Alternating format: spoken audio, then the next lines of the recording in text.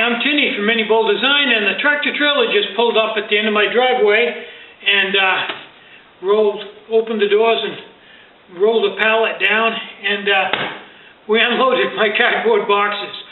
The pallet was piled up like 5 feet high. I didn't think we were going to get them all in the pickup, but we did. We packed them in right from the headboard right back to here. It's solid, the boxes. That's cool stuff. I used a lot of boxes when I started selling the IMUSA pots, and different boxes than I usually use, so I had to restock. So that's kind of cool. Now soon I got to lug all these all the way over and up the stairs up into the top of the new factory. Oh, and about 2 hours before that, tractor trailer showed up, and we unloaded the stove for my new factory. So that's cool too.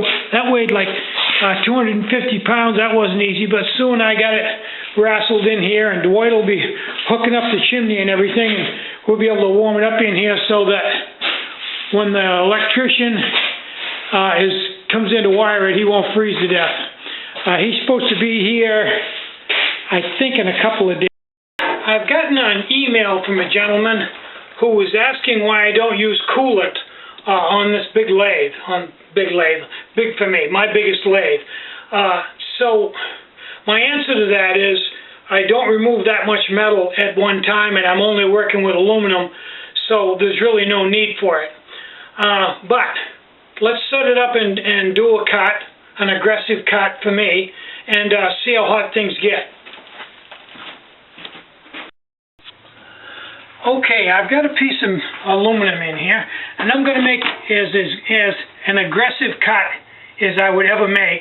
And when we get done, we'll check and see how hot the tooling got to determine whether I need coolant or not.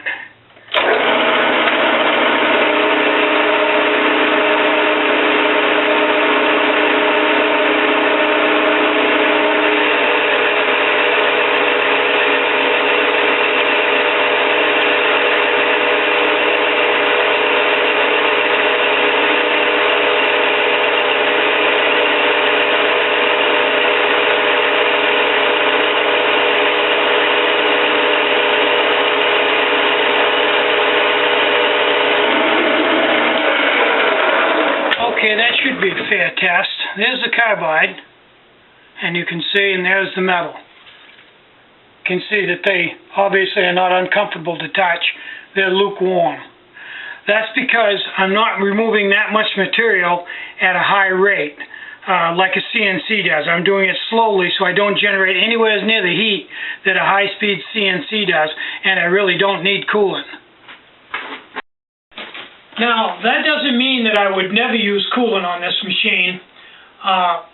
When I was making the dies, I was working with a piece of 5-inch tool steel, and yes, on that, I should have had coolant because I was removing a fair amount of metal, and I was working with tool steel, not aluminum. So I built up a lot of heat, and I did, in the process of making a die, I did pretty much wear out one bit. But that's probably, of all the machining I do, that was less than 1/10 of 1%. So I could get by without the coolant for that short period of time. And the carbide bit, the 5/8 carbide bit that I wore out, cost about $4.50. So I just put a new bit in and keep on going. Now, on the other hand, when I'm doing my regular machining on a daily basis, I only change the carbide bit when I'm working in aluminum on a daily basis about once every month, month and a half. And I could go a lot further than that, but you get a little better finish, surface finish if you keep the bits really sharp. It's finally the end of the day. Sun's going down. I had a really busy day today. So I'm just going to take it easy now, lay here in the hammock. I'm loading the program on my big computer, getting that ready to boot up. And when it does boot up, I will probably upload this movie to the internet on that computer. Hopefully everything will go well. I had a lot of orders today.